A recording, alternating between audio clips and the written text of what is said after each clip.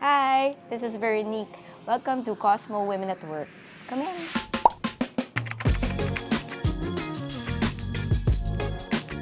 Basically my role for Viva Artist Agency, I oversee the day-to-day activities of my artists, create their career plan, their roadmap for their careers, and also sell them to various clients like agencies, TV networks, to get them projects. It also includes training, workshops, anything that will improve their career. And for Viva Live, I also under Viva Live, we mount concerts, we create concerts and events from pre-production till the end product. Actually, I'm more of a TV producer. That's where I started when I graduated from college. So I used to read scripts, I used to evaluate them, and also do casting. So I fell in love with it because it's a fulfillment when your project is gets to be watched by a lot of people. My shows before TGIS, it's a cult following among the teenagers at that time, Ana Karenina and all that shows. So it's very fulfilling, and at the end of the day, you build up stars from that TV show. They get to be recognized. It's a good stepping stone to build up your artists.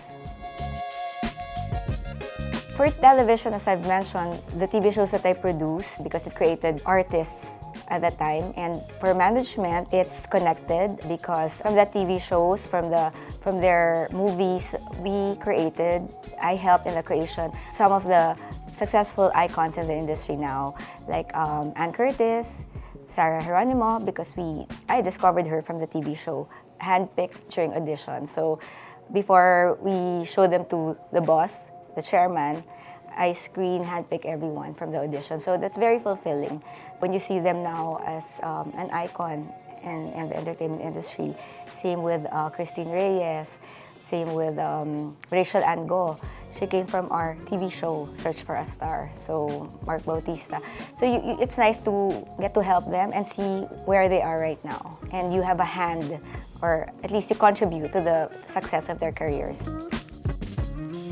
Mentor and advisor. Basically, it's really hard work. There's no shortcuts in the industry, even if you're the daughter. And, you have to prove to everyone that you can handle pressure, you can handle the business. It's also important that you have to be sensitive to the needs of aside from your employees, your artists. That's why I can be their friend, I can be their mother, I can be their sibling, their sister. So that's why it's important you nurture the relationship. I mean, obviously, our artist has lasted for 25 years. Anis has been with us for 25 years. Sarah, 20 years. Christine, 18. And the others, more than 10 years. Yasi, Bella. So I think it's the way you treat them. Like, you treat them like family. So you're there in any situation.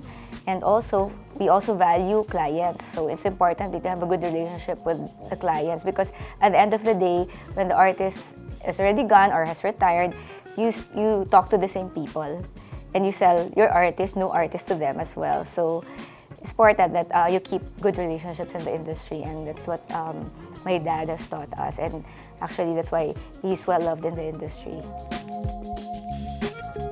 As I've mentioned, for newbies who are into production, into creating concepts, they have to be aware of what's happening, the trend. They also have to be a team player. They have to listen. They have to be to the trends.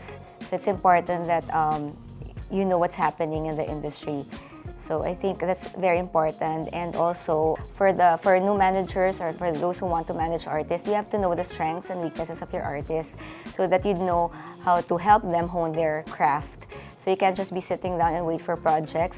We also have to be more active in getting projects for them. That's why they're here. We just don't sit down and wait for calls. We sell them to potential clients, and of course, be there to train them, guide them. It's very important to listen to them also, because especially the young ones, they have no ideas already. So it's important that you keep an open communication.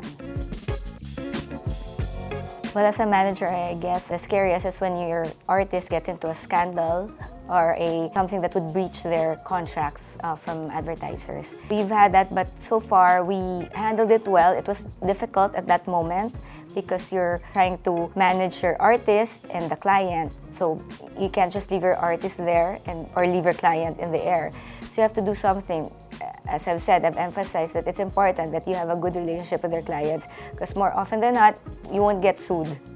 It's just a matter of talking and trying to have some, give and take relationship. So I'm very lucky, even if there's some contractual obligations that are not met by artists due to some controversies, or we've overcome them, either settled it amicably, or we're just quiet. There's nothing that came out from that controversy. Well, as a leader, I guess I can be firm, I can be strict, but I'm also approachable, and I think I handle my subordinates well because they've been with me for several years. And they know that I mean business when I instruct something. They know that needs to be done, but at the same time, they can approach me, and for whatever problems or difficulties, I always guide them.